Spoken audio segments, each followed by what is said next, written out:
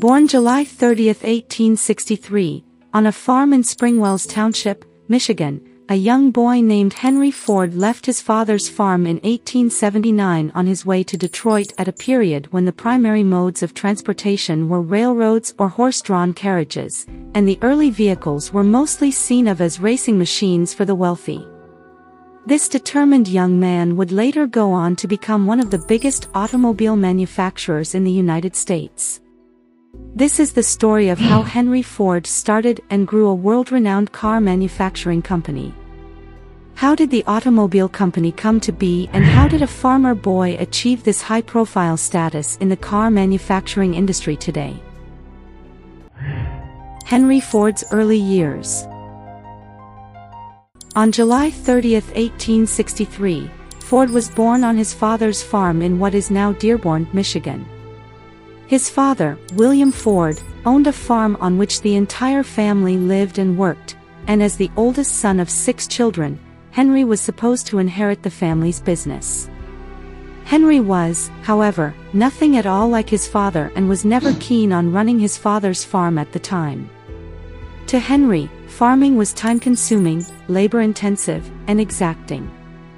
While Henry tried his best to assist on the farm, he despised the very notion of it but had to do it because of his mom. In his own words, "I never had any particular love for the farm. It was the mother on the farm I loved."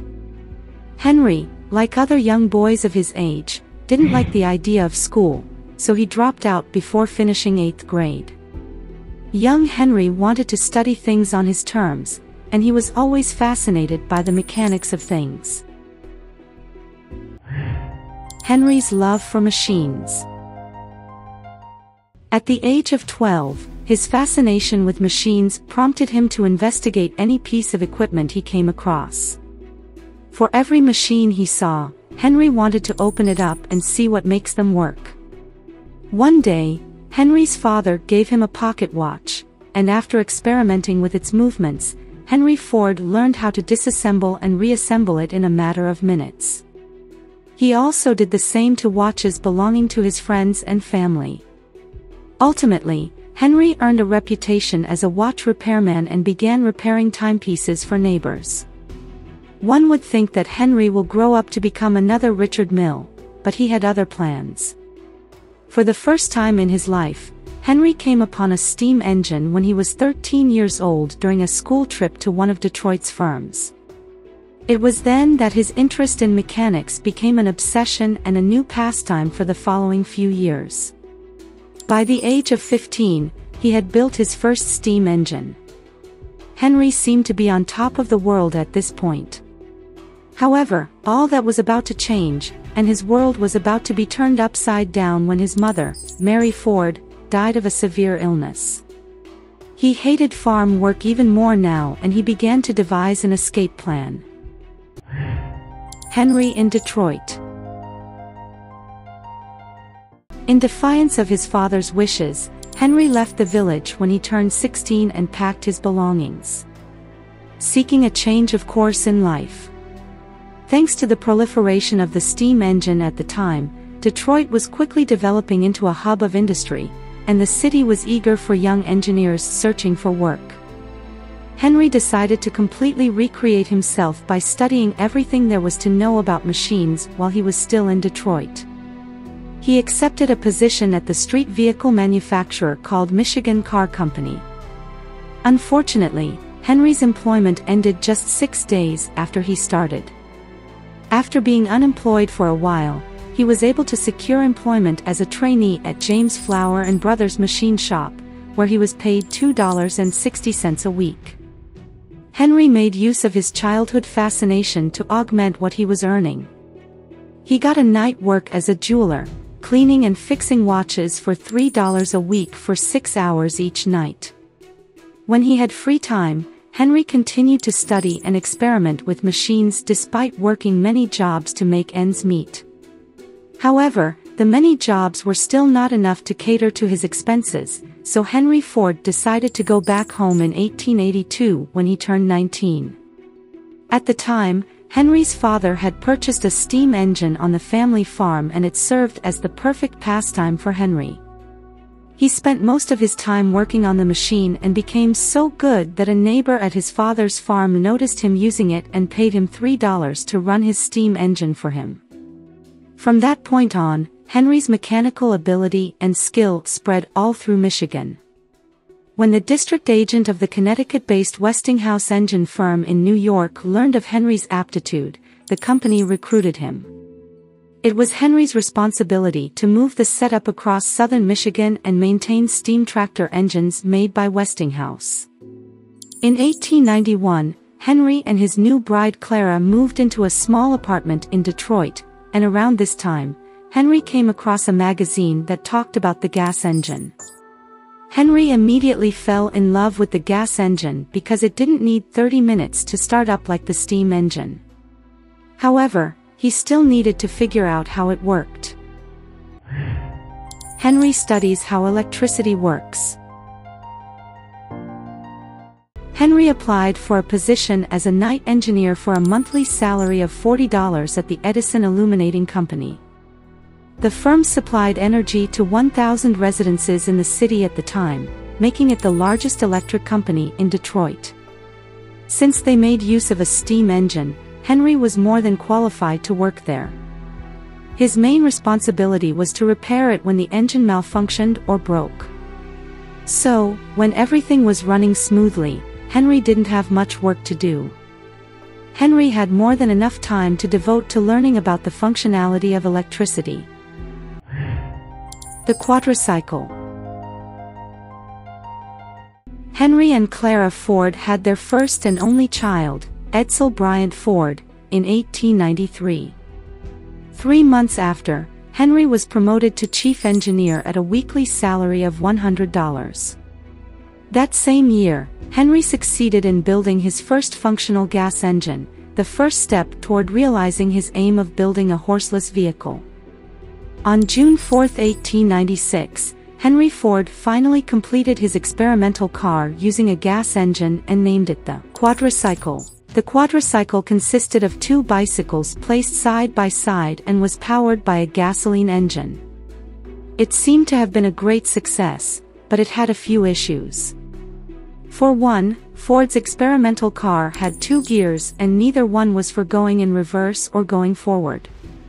Another problem, probably the biggest one, was that the Quattro Cycle had no cooling system and so it was prone to overheating. Henry made some modifications to the car, including adding a cooling system to the vehicle. Henry Ford later sold the experimental car for $200 and invested the money in a bigger project. Ford's first car company. With the mayor of Detroit's assistance, Henry began work on his second experimental automobile, which he finished by July 1899. The new automobile was bigger, stronger, and heavier than the old one. Henry took a rich timber trader named William Murphy for a test drive in his new automobile one morning. By the end of the test drive, William had decided he wanted to be a part of Henry's business enterprise, and they shook hands. As a result, the Detroit Automobile Company was founded on August 5, 1899. But it didn't survive past 1 year due to conflict of interests and production time. While Henry wanted to continue modifying the second experimental automobile, his investors wanted him to focus attention on passenger cars. Also, the parts for the automobile were produced by various companies, and this delayed time of production, which didn't please the shareholders. Henry Ford's racing cars. Following his departure from the Detroit Automobile Company, Henry focused his attention on racing cars. At the time, racing cars had become a very popular sport in the United States and Henry wanted a platform to showcase his cars and their quality. Without any investors this time, Henry manufactured his first racing car. His racing car defeated some of the cars made by high-profile manufacturers and this earned Henry much-needed popularity. Investors were now willing to back him up again. This support birthed the Ford Motor Company, with Henry as the chief engineer. However, His position at the company didn't last for long for the same reason it didn't at the previous company. The investors wanted passenger cars, but Henry wanted racing cars. Eventually, the investors brought in Henry Leland to head design and production. Henry Ford had no choice but to resign. With Henry Ford gone, the name of the company was changed from Ford Motor Company to the Cadillac Motor Company that we know today. Henry's third company. Henry's racing cars continued to break records, and it was only a matter of time before investors started knocking at his door. Finally, Henry met a coal dealer from Detroit, Alexander Young Malcolmson, and with the support of 11 other investors, they formed the Ford and Malcolmson Limited, which was later changed to Ford Motor Company in 1902. The Model A. Henry Ford's vision was to manufacture cars that were affordable for anyone who earned a decent salary. This was in contrast to the cars manufactured by most car companies at that time. Henry employed capable engineers and came up with his first passenger car, the Model A. Because one of his companies had failed as a result of the production of body parts, Ford decided to have most of his car parts gotten from one company. The Model N. After visiting a slaughterhouse in Chicago and observing the arrangement system, Henry wanted to replicate that sort of system in his company, so he built a new assembly line. He used this in the production of Model N. With production time effectively reduced, Ford Motor Company produced more cars per day than any other car company, and before long, the company became the biggest car company in the United States. In 1905, Henry built his own manufacturing company to start making his own engines, transmissions, and everything else needed for the production of his cars.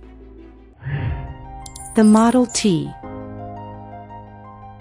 Gaining much success in the automobile industry, Henry came across vanadium steel, which was lighter and stronger than normal steel. Henry used this new steel for his new model that would later become one of the most successful cars in human history, the Model T.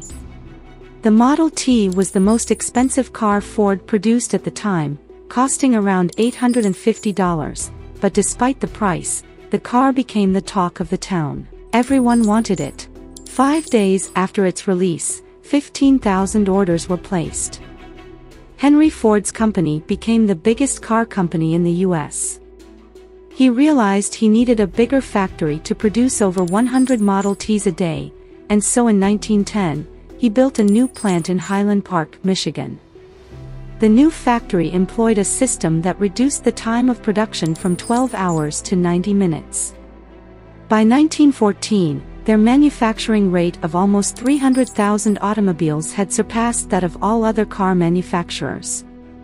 Between 1910 and 1916, the number of Model Ts manufactured increased from 20,000 to over 1 million. In 1919, Henry Ford became weary of the company's other investors interfering with him and sought to buy them all out. Consequently, multiple millionaires were created in Detroit, but Henry Ford became the sole proprietor of the world's largest vehicle firm. Later, Henry appointed his 26-year-old son, Edsel Ford, as president of his firm, but it was Henry who truly controlled everything. The years that followed weren't glorious ones for Ford Motor Company, though. Henry Ford failed to keep up with the changing styles, and demand and sales for the Model T began to drop dramatically. Eventually, the company was on the brink of going bankrupt and had to lay off some workers. Gradually, the company found its feet and introduced some of its most famous models, including the F-Series trucks and the Ford Mustang. To mark their 100th anniversary, the Ford GT is released along with centennial editions of some Ford vehicles. The Ford Escape was launched in 2004 and was the first petrol-electric hybrid SUV. The following year, in 2005, the Mustang was redesigned to look reminiscent of the 1960s models. Started by a boy who refused to be contented with life on the farm, Ford Motor Company continues to go from strength to strength and is one of the biggest and most successful automotive companies in the world.